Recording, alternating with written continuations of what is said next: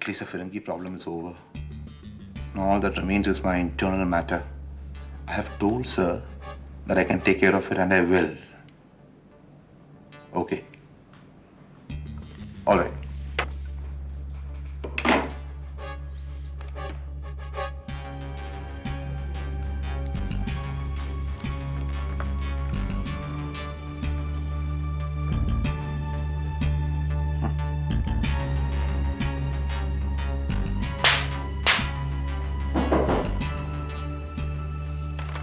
Come in.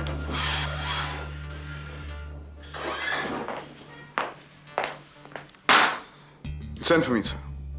Menezes, I called you at noon. It takes you over 4.5 hours to answer a summons from your senior in charge. Well, sir, I was busy with the case. I see. And which case was this? The duplicate certificates case, sir. The certificates case. Yes. You had assigned it to me, sir, remember?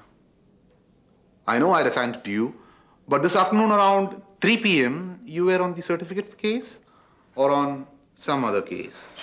Well, sir, ever since morning I've been on the certificates case. I've not been assigned any other case, sir. Yes, I know it. But I thought you had some unusual interest in some other case. Which other case, sir? The Jonathan Parker case, sir. That case was closed, sir. Yes, I know it. That's why I did not give you the permission to reopen it. And I specifically forbade you not to do so. Yes, sir. And yet, Menezes, I see you went ahead and made an application for it. You went to ACP Sinha and asked him for a signature. Probably you thought I would not sign on it. Unfortunately for you, ACP Sinha called me up before signing on it. Here's your form. Well, Menezes. Sir? Don't you owe me an explanation? Well, I think I must have made this application before you asked me not to reopen the case.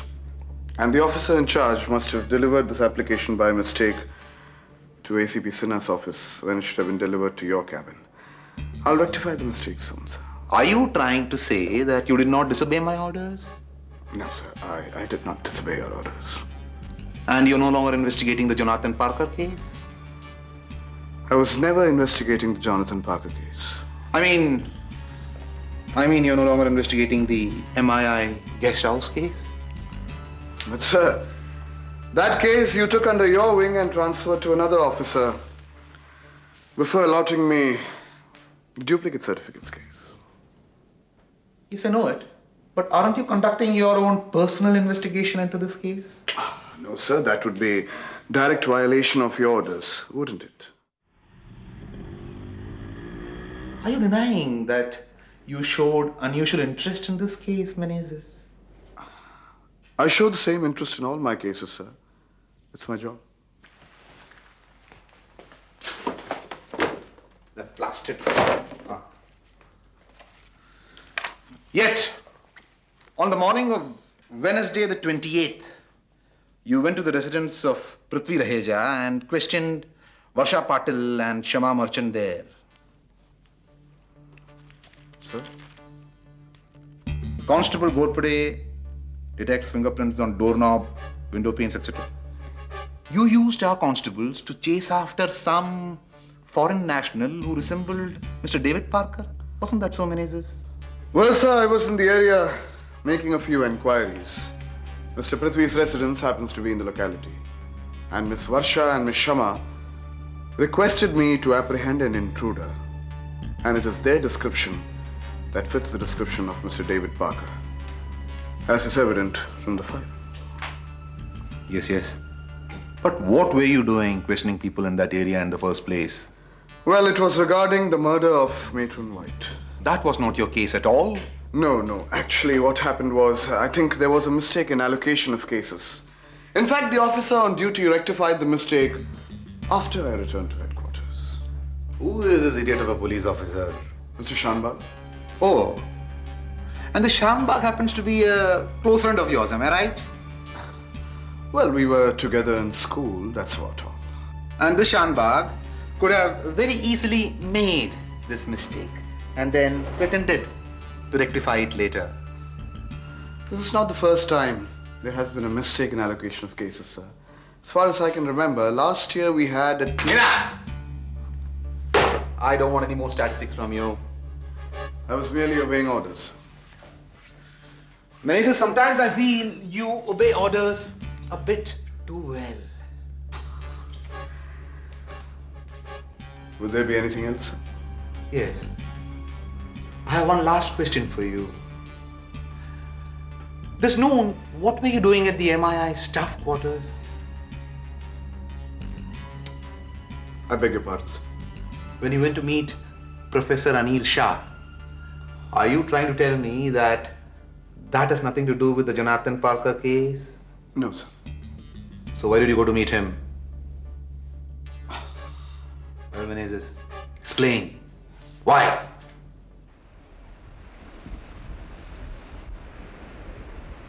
Aakash told you about Jonathan Parker? He didn't have to. He calls out his name in his nightmares almost every night. Jonathan, you bastard, I'll kill you. Jonathan, you don't deserve to live, and things like that. And you didn't ask him anything? Of course I did. When your husband calls out a strange man's name in his sleep night after night, you ask him. And what did he say? Nothing. He said nothing. Nothing about this Jonathan Parker, just that he'd been having these nightmares for years. So you don't know who Jonathan Parker is? Of course I do. He was at the MII with the five of you Aakash told you this? years ago. What else did he say? Just that Jonathan had been involved in some ugly accident and the five of you found his body. We're the ones who reported it to the police. That's what he said. So, Jonathan's death is in no way connected to Aakash's nightmares now. Obviously, there's a connection. Probably the trauma of seeing his mutilated body, I believe it was quite an ugly sight, left some mark on Aakash's mind and somehow it's tied up with his nightmares. So you think it's the shock, the trauma of the incident? Yeah, I think so. I've even asked him to see a psychiatrist. You should see him when he suddenly gets up in the middle of the night. It scares the hell out of me.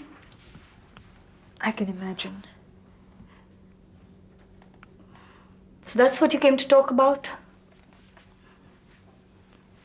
Aakash's nightmares? I'm not dumb, Varsha. I never said you were. Then get to the point. What is it that you want to talk to me about, alone, without Aakash?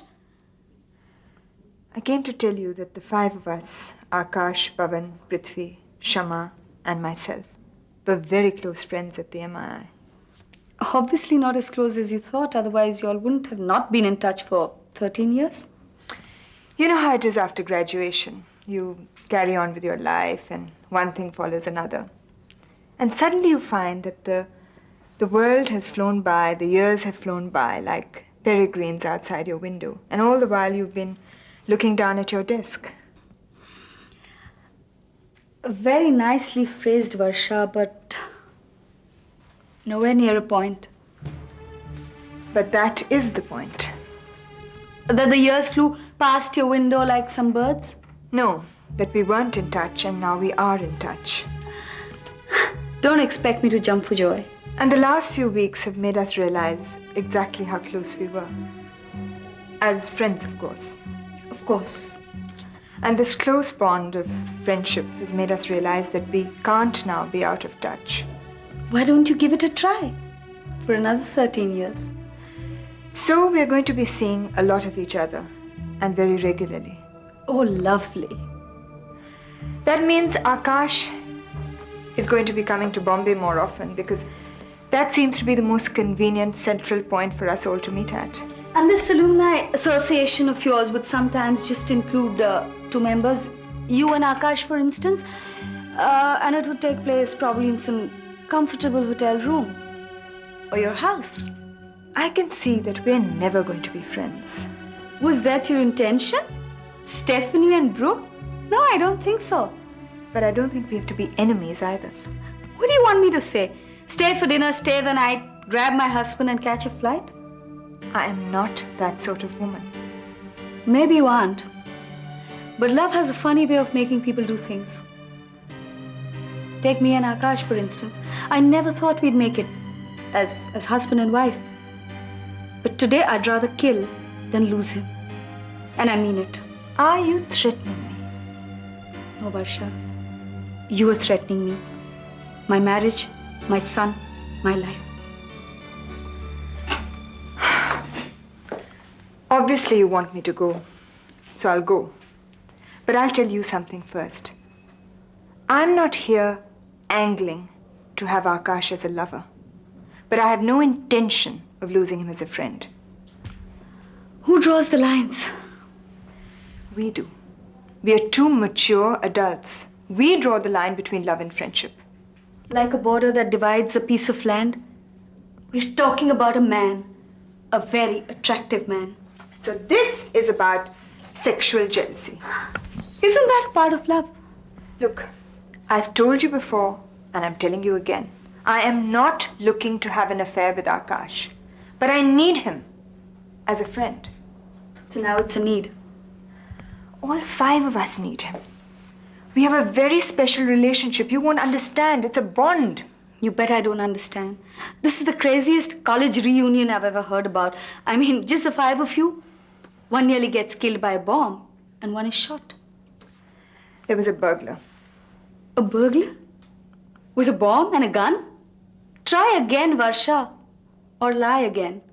Vinita, Now I think it's about time you left. I don't want to stay here another minute. Then go. There's the door. I will go. But before I go, I have to tell you that Aakash belongs to us as much as he belongs to you and Ayush.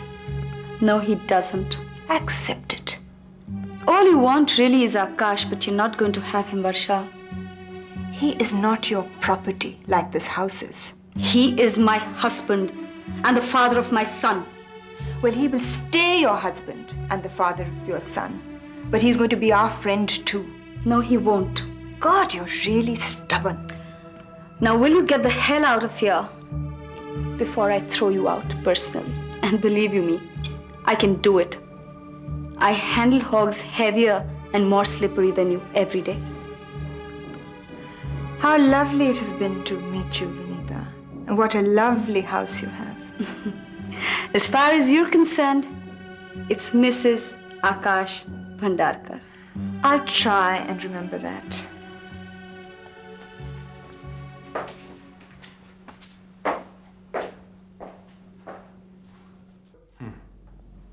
Well, Menezes, I don't think you recall, sir.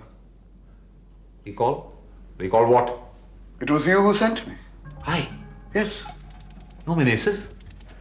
I never sent you to the Management Institute of India's staff quarters for any reasons whatsoever. You must be really hard-pressed to come up with a lame excuse like that. I'm afraid, sir, your memory fails you today. What rubbish are you talking? You'll recall, sir, that our department is celebrating its Silver Jubilee next month. Yes, so?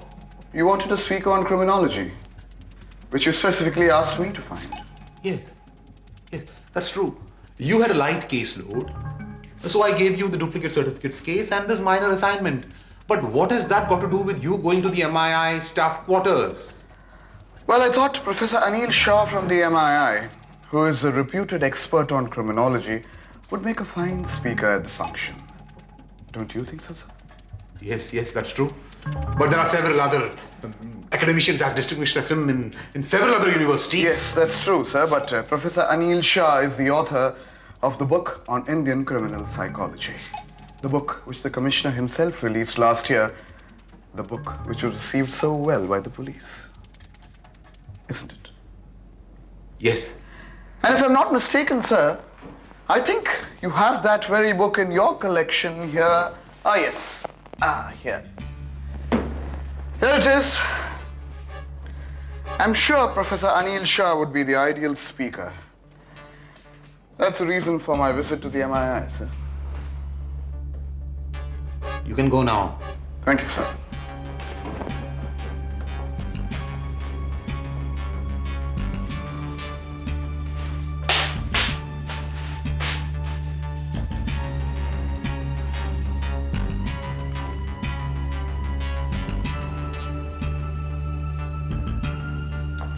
But before you go, Menezes, I have a word for you regarding the MII guest house case and the Jonathan Parker case. In fact, a word of advice for you. I'm all ears, sir.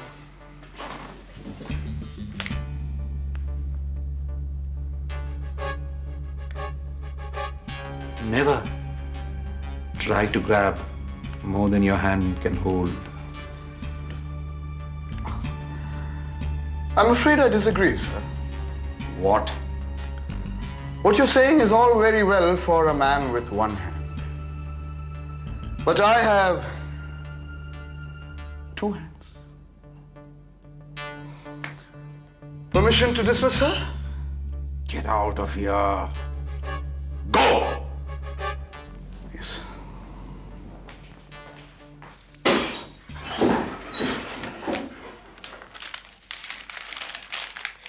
सलाम साहब sir क्या बात है आप बहुत कुछ नजर आ रहे हो आज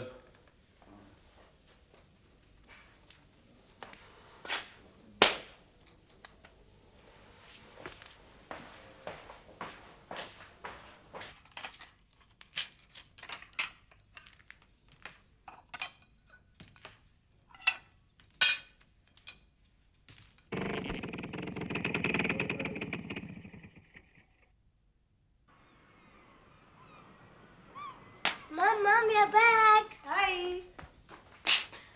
I ate 2 ice creams too. Look at your face. Ice creams. I thought you went to the dentist.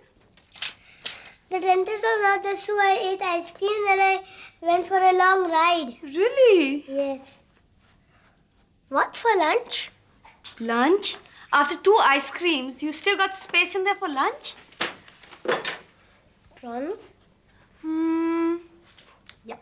Yeah, prawns. I should go and wash your hands. I thought you'd gone to get his teeth fixed, not to make them worse than they already are. What's wrong, Aakash? I met Varsha on the way home. She was walking in search of a taxi. So? She told me about the talk that you two had and about some of the things you said to her. She said some things, I said some things. What did you expect? You must be hungry. I'll serve lunch. Vinny, if this is the way you're going to treat my friends when they come to visit me, it's better I go to Bombay today with Varsha.